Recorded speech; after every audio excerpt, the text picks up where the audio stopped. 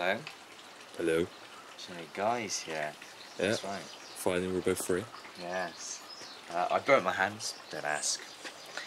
Right. Today is going to be just a general plant thing, and I'm going to talk a little bit more in detail about edema, which is a painful spot thing that you get on chili leaves and stuff. Now, we really didn't know what it was originally.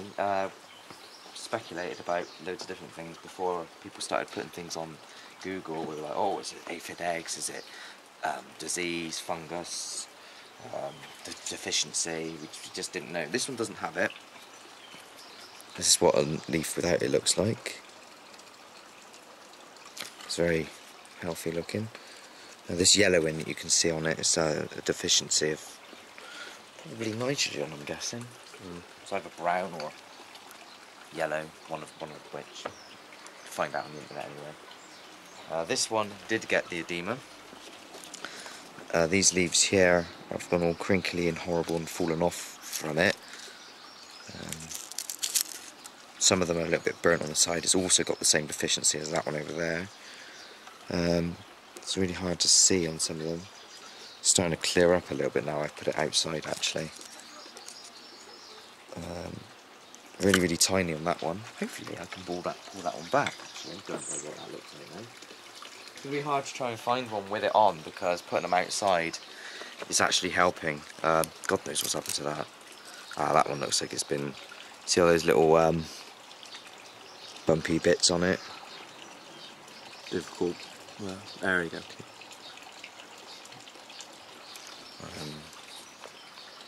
Very, very pimply. It looks like... Try and find one with loads on. The new ones don't have them on. Sometimes make the leaves curl in as well slightly. There's some. I actually haven't got it that bad at the moment. Not so bad. I've seen it worse on previous videos. I can't remember which one it is, but it actually says in the title, general plant inspection and looking at edema. You don't really say much about the causes or the resolutions or anything at all. So those are the 3 plants which were originally inside. I brought them outside. When I kept them inside, I had a shut window, and I'd water them, just leave the water there, and this window was shut. That seems to be the cause of the problem, and I'm going to let the smart one explain why. Okay, when plants do photosynthesis to produce energy from sunlight, they also produce water, and they have to release this through their leaves. They also take some up through their roots. Well, when they breathe, they use water, they make it during photosynthesis.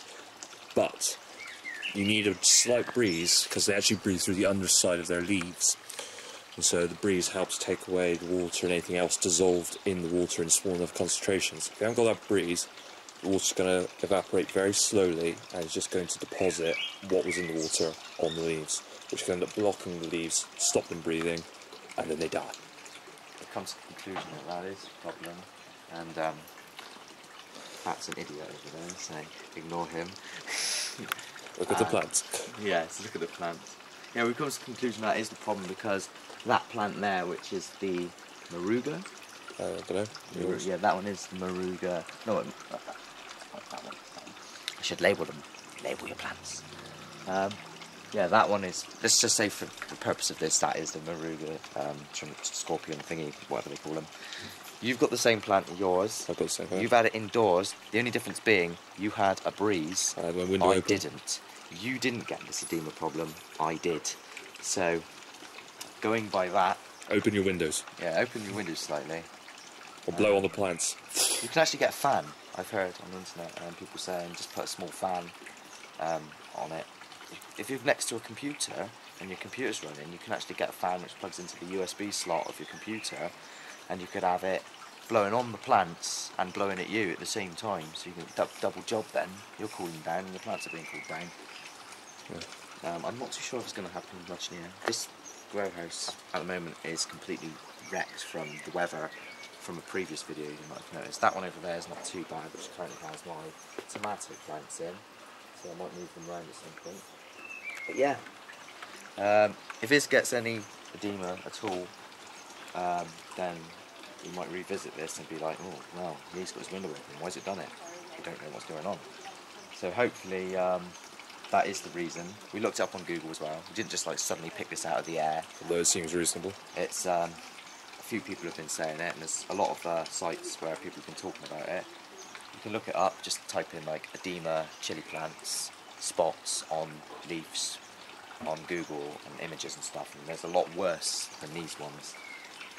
Anybody else has got this problem, and I'm getting it outside, because I've never had this problem outside actually, because last year I had plants that were outside, they didn't get it, the plants inside did get it.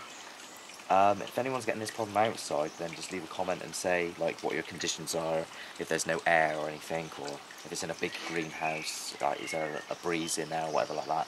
If there is a breeze, then I'm a bit confused. Don't overwater them and don't underwater them either, because that sometimes causes a problem. I think that's pretty much what's happening to this thing at the moment, as you can see. It's been underwatered and it's all crusty. Same with this one, they both need watering. That one doesn't need water because it's currently in this makeshift sort of hydroponics unit, which I saw, not proper hydroponics. Basically in there, there's water, the water's on that. They do say that chili plants don't like to get their feet wet.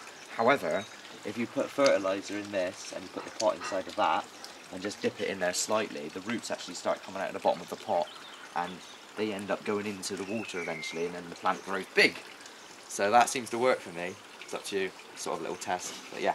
Careful not to overdo the fertiliser in the water, because you can just end up burning the roots instead. I only add a little, so don't add the normal amount that it recommends to put on like loads of plants, just a small amount.